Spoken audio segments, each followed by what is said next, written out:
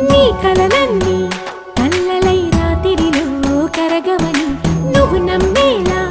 ఎదురుగా నిలిచేనే కన్యామణి నీకోసమని